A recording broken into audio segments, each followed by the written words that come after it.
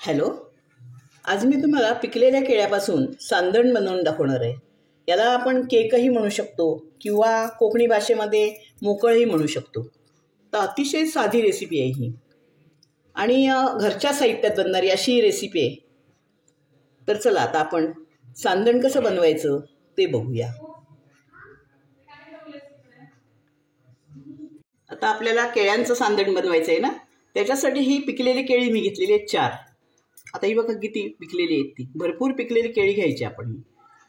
आता त्याच मापाने आता मी हे तुम्हाला माप दाखवते. ह्या मापाने मी 1 कप रवा घेतलेला आहे. हा जाडा घेतलेला आहे. आता तांदळाचा रवा घेतात लोक, मी आता हा साधा आपला जो आपण वापरतो तोच रवा घेतला आहे. त्याच मापाने मी 1 कप खोबरं घेतलेलं आहे, ओलं खोबरं. त्याच मापाने हे 2 कप दूध घेतलेलं आहे. आता तुम्ही याच्या जागेवर पाणी घेऊ शकता. आता हे ड्रायफ्रूट्स घेतलेले आहेत. ही साखर घेतलेली आहे फक्त पाव कप, कारण आपल्याला ही केळी पिकलेली आहेत जास्त. आणि हे ड्रायफ्रूट्स घेतलेले आहेत थोडे, आणि तूप आहे. तर चला आता आपण सुरुवात करूया रेसिपीला. आता मी केळी सोलून घेते. हे बघा, अशी जास्त पिकलेली केळी घ्यायची आपण, खूप छान होतं. म्हणजे जिथे आपण पूर्वीच्या काळी फणसाची मोकळ करायची, त्याला मोकळ कोकणामध्ये मोकळसं म्हणतात. फणसाची, आंब्याची, काकडीची. तर आता ही आपण केळीची करायची. केळी फेकून न देता आपण हे त्याचं सांदण बनवायचं. हे बघा, आता मी हाताने न कुस्करता मिक्सरमध्ये करून घेऊया, पटकन होऊन जातं. हा बघा, आता केळ्याचा गर एवढा झालेला आहे आपला, म्हणजे जवळजवळ 1 कप झालेला आहे. आता मी गॅस पेटवला आहे आणि कढई ठेवली. त्याच्यावर आता तूप घालून घेऊया आपण आणि रवा भाजून घेऊया.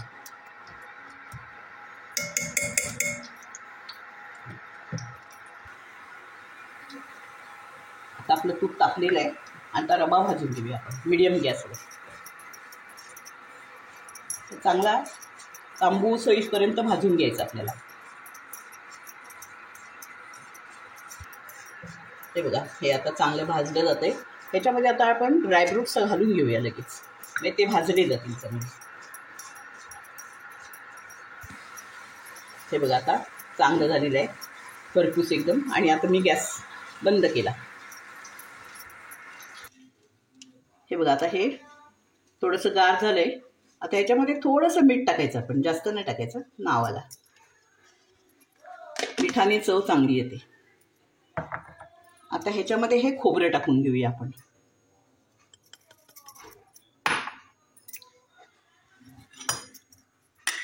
हा केळ्याचा गर काढून घेऊया, टाकून घेऊया याच्यात. हा बघा, केळ्याचा गर टाकलाय. आणि आता ही साखर टाकून घेऊया. आता केळी तशी गोड आहेत, पण तुम्हाला किती गोड हवे त्या हिशोबाने आपण टाकायचं. जास्त असा गोड नाही करायचं, मग आपण खोबरंसा टाकलेलं आहे ना त्याच्यामध्ये. आता हे मिक्स करूया आधी प्रथम. हे बघा, आता हे याच्यामध्ये दूध टाकून घेऊया आपण, कारण आपण रवा भाजलेला आहे ना तुपामध्ये, तो फुलायला आता वेळ लागणारच आहे आपल्याला.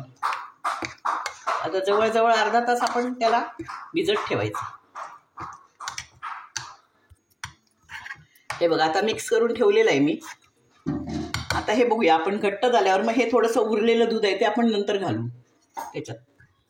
आता हे आपण झाकून अर्धा तास आपण भिजत ठेवूया त्याला.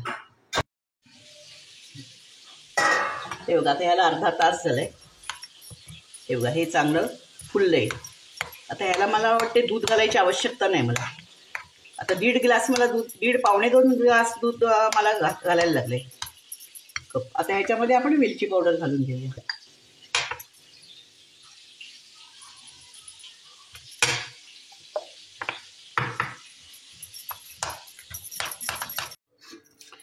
हे बघा, आता आपलं चांगलं मस्त फुललं आहे.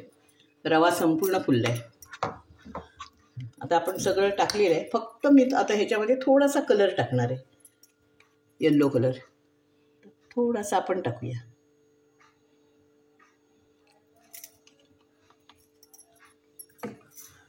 आणि हे आपण मिक्स करून घेऊया. आता हे सगळं ओके झालं आहे आपलं. आता हे बघा, ह्याच्यामध्ये मी तूप लावून घेतले,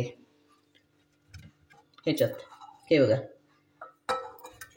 आणि बटर पेपरचं लावून घेतलं आहे. तर ह्याच्यामध्ये आता टाकून घेऊया आपण. आता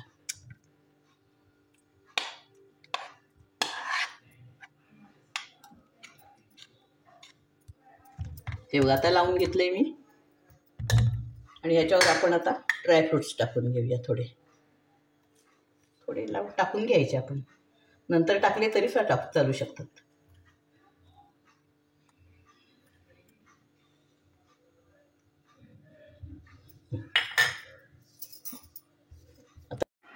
चला, आता हे रेडी झालंय.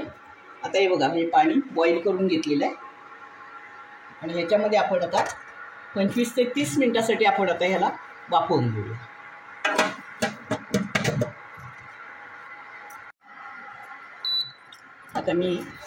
आता अर्धा तास झालेला आहे, आणि आता आपण टूथपिक टाकून बघूया. हे बघा, एकदम मस्त क्लिअर होते, एकदम छान झालं आहे आपला. आता आपण हे थंड करून घेऊया.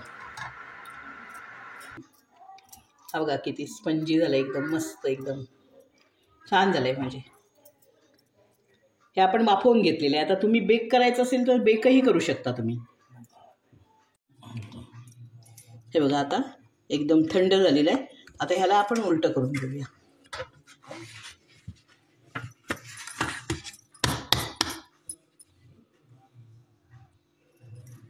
हे बघा, अतिशय छान झालं आहे, मस्त एकदम. तर आज मी तुम्हाला पिकलेल्या केळ्यांपासून जे सांदण बनवून दाखवलेलं आहे. आता ह्याला नावं बरीच आहेत, मोकळ आहे किंवा केक म्हणा तुम्ही, असं हे करून दाखवलेलं आहे. तर तुम्ही नक्की करा हे, कारण पिकलेली केळी आपल्याकडे असतात खूप, आणि एकदम सोपी रेसिपी आहे ही. तर हा व्हिडिओ माझा बघा, तुम्हाला आवडला असेल तर लाईक करा, शेअर करा, आणि बेल आयकॉनवर क्लिक करा. धन्यवाद.